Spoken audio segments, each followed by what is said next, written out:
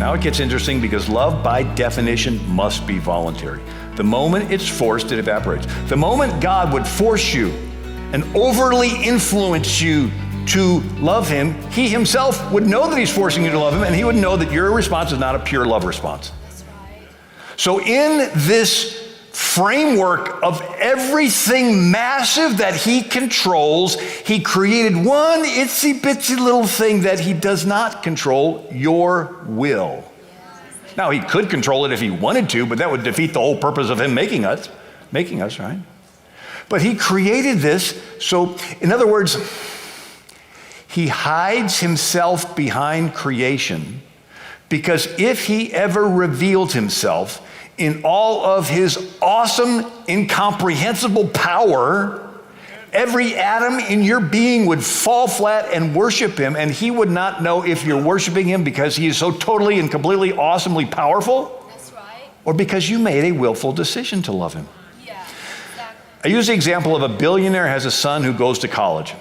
And he drives up in his Maserati, Lamborghini, Porsche, right? He's got his gold rings, Rolex watch, fanciest clothes. He's decked out.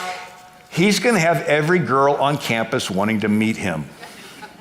But if he lays all that aside and he comes to campus driving an old clunker, he's got holes in his jeans, the uppity girls are going to ignore him. But then there's some girl that likes to study with him in the library. They get to become friends. She gets ridiculed by the clique for hanging around him, but she loves him. They get engaged, and then he says, I want to take you back to meet my dad. And they're like driving up to this castle mansion estate, and this girl's like, whoa, you didn't tell me about all this. He knows that she loves him for him, not because of all of his stuff. Come on, that's the word.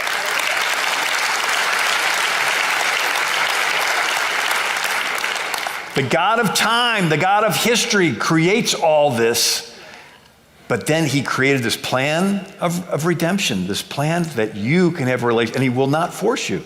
He even gives you the grace to choose him.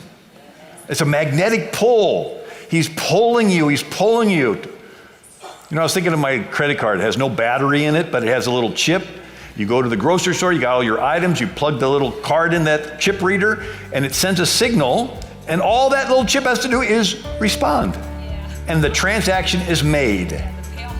But if that chip is damaged, if it hardens its heart and doesn't respond, there's no transaction taking place. Today, if you hear his voice, harden not your heart. The gospel message has in it the grace to respond to the gospel message.